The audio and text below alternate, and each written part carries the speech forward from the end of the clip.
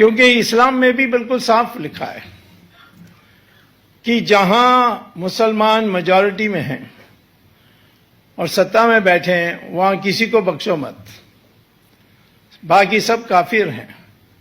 चंद को छोड़ दें नीच काम करने के लिए और बाकी जो है उनको कह दें सीधा कि धर्म परिवर्तन करके मुसलमान बन जाओ, वरना तुम काफिर होते हुए तुम्हारे अंत कर देंगे। ये तो साफ लिखा है और उसको दारुल इस्लाम कहते हैं। आप जानते हैं कि सऊदी अरेबिया में आज एक भी मंदिर नहीं है, सत्यनारायण पूजा घर में नहीं कर सकते, दिवाली नहीं मना सकते। और जब मैं सऊदी अरेबियन नेताओं से पूछता हूं ये क्यों, तो कहते हैं यही इस्लाम है, ये हमारी धर्म है, उसके अनुसार हम चल रहे हैं। और कोई भी हिंदुस्तान से जो वहां तो लगभग 20 लाख लोग काम नौकरी कर रहे हैं, उनके लिए इन्हीं घर के अंदर भी वो मना नहीं सकते सत्यनारायण पूजा, तो किस हालत में रहते हैं। एक को तो 7 साल जेल जाना पड़ा क्योंकि उसने रामचंद्र जी का फोटो पॉकेट में रखा और वो पता लग गया था। तो इसी प्रकार से 51 मुसलमान मेजॉरिटी देश हैं, उसमें सब में इसी प्रकार से चल रही है। अभी थोड़ा यूएई में स्वामीनारायण मंदिर को बनाने के लिए उनको परमिशन दिया, परंतु उसमें भी अनेक अंकुश लगे हुए हैं। तो दारुल इस्लाम माने मुसलमान सत्ता में, और मुसलमान सत्ता में तो किसी और को बख्शना नहीं है वहां के देश के नागरिक के रूप में। फिर मोहम्मद ने यह भी कहा कि दारुल हरब है, जहां मुसलमान मेजॉरिटी में नहीं, सत्ता में नहीं है, वहां क्या करना चाहिए। यदि वहां की जो मेजॉरिटी है वो पिलपिला है, बटा हुआ है, एक नहीं हो सकते, तो सदा के लिए आंदोलन करते रहो, धीरे धीरे धर्म परिवर्तन करते हुए लव जिहाद करना वो भी करो, जो भी करना है, और धीरे धीरे संख्या बढ़ाते आप इस मेजॉरिटी बनने के लिए प्रयास करो। ये मैं नहीं कह रहा हूं, ये सिरा और हदीत में मोहम्मद के कहने के अनुसार है। और तीसरा उन्होंने कहा दारुल अहद, जहां मेजॉरिटी संगठित है और वो कभी भी माइनॉरिटी को पीट सकती है, तो वहां सलाह क्या दिया उन्होंने, मोहम्मद ने, उन्होंने ये सलाह दी कि वहां सरेंडर कर जाओ, जो कहते हैं मान लो, बुर्का नहीं पहनने कहे मत पहनो, और कहो कि वहां आप जोर से यानी मस्जिद से नमाज के लिए आसान नहीं हो सकता है, नहीं करो, सरेंडर करो। एक बार ऐसा हुआ कि एक मुल्ला ने कह दिया कि हमें प्रधानमंत्री ऑस्ट्रेलिया से निवेदन है कि ऑस्ट्रेलिया में यूनिफॉर्म सिविल कोड नहीं होना चाहिए। तो तब प्राइम मिनिस्टर ने जवाब दिया कि आपको यूनिफॉर्म सिविल कोड नहीं पसंद है और आपको शरिया चाहिए तो दूसरा देश ढूंढ लो। और उसी के बाद सारे मुसलमान संगठनों ने प्रस्ताव पास करके प्रधानमंत्री को भेजा कि ये मुल्ला पागल है, हम सबको यूनिफॉर्म सिविल कोड पसंद है। तो इस्लाम के सिद्धांत के अनुसार ही हमारे देश में इस प्रकार की हमारी एकता होनी चाहिए। हमारे देश की जो पहचान है वो तो वास्तव में हिंदुत्व पर आधारित है। यूनेस्को ने भी अभी 46 जो संस्कृतियां हैं उनकी उन्होंने विवरण दिए, उसमें 45 गायब हो गए। इटली यानी रोम चले गई, ग्रीस चले गई, इजिप्ट चले गई। उन्होंने कहा कि एक ही है जो संस्कृति अटूट है, वो है हिंदुस्तान की हिंदू संस्कृति।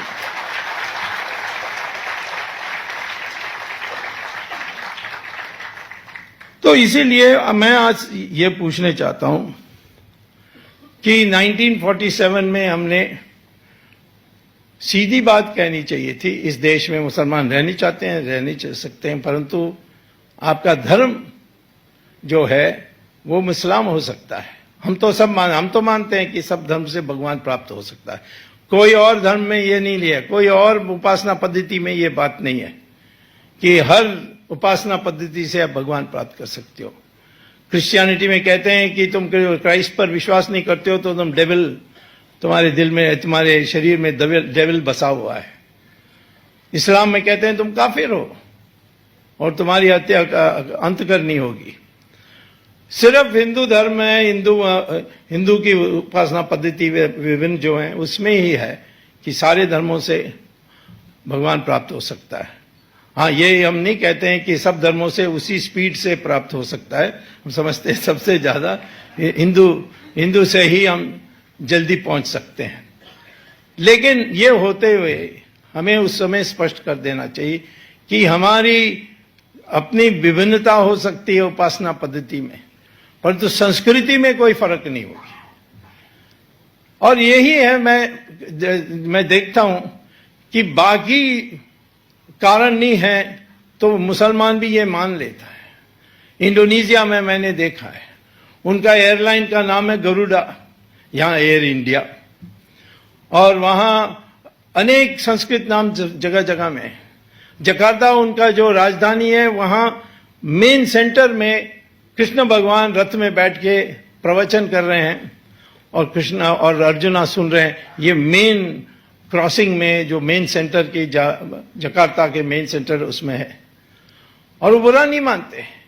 एक बार मैं एक कॉन्फ्रेंस में गया था, मेरे बगल में, जब मैं मिनिस्टर था तो मेरे बगल में बैठे थे इंडोनेशिया का फाइनेंस मिनिस्टर, और क्योंकि इंडोनेशिया आई से है और इंडिया भी आई से, तो बगल में बैठाते हैं। इजराइल भी इस तरफ था। तो मैंने इस इंडोनेशिया के मंत्री से पूछा कि मैंने सुना कि आपके देश में आपने एक नया नोट, करेंसी की नोट निकाली है 20,000 रुपए की, रुपया की, उसको रुपया कहते हैं, और उसमें आपने गणेश का चित्र रखा है। तो आप तो मुस्लिम देश हो, अब ये गणेश का चित्र क्यों रखा है? तो उन्होंने कहा कि हम 1997 से हमारी करेंसी की वैल्यू घटते जा रही थी बहुत तेजी से, और हमने बहुत प्रयास किया, कुछ नहीं रोक सका, किसी ने विघ्न नहीं पैदा कर सके उस पर।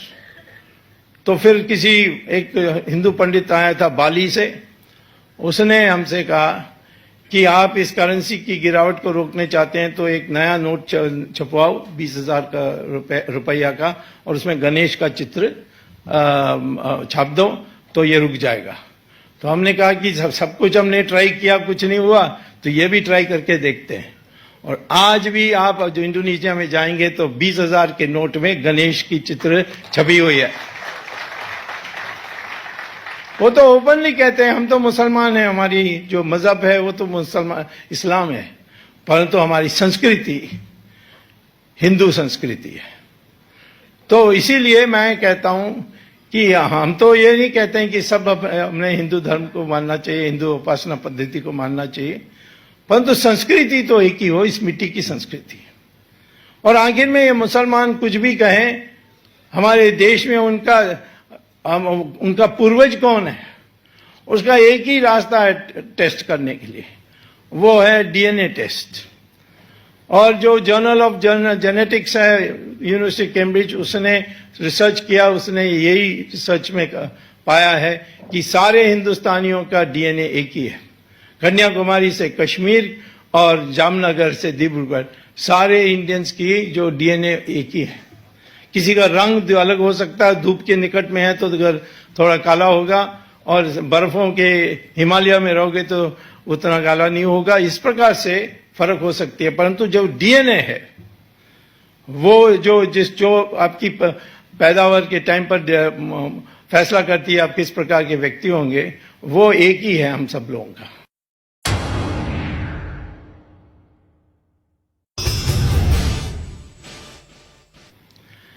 तो सवाल आज यही उठ रहा है इसके संदर्भ में। आज जो CAA के बारे देख रहे हैं, NRC और भी NPR, ये सारे जो विषय उठाई जा रही हैं उसको विवाद बनाया जा रहा है। उसका कारण एक ही है कि इस देश में हम जो पार्टीशन माने, उसकी जो सही परिणाम थी कि जो शेष हिंदुस्तान थी उसको कम से कम हम एक हिंदुत्व के आधार पर बनाते तो आज ये समस्या होती नहीं।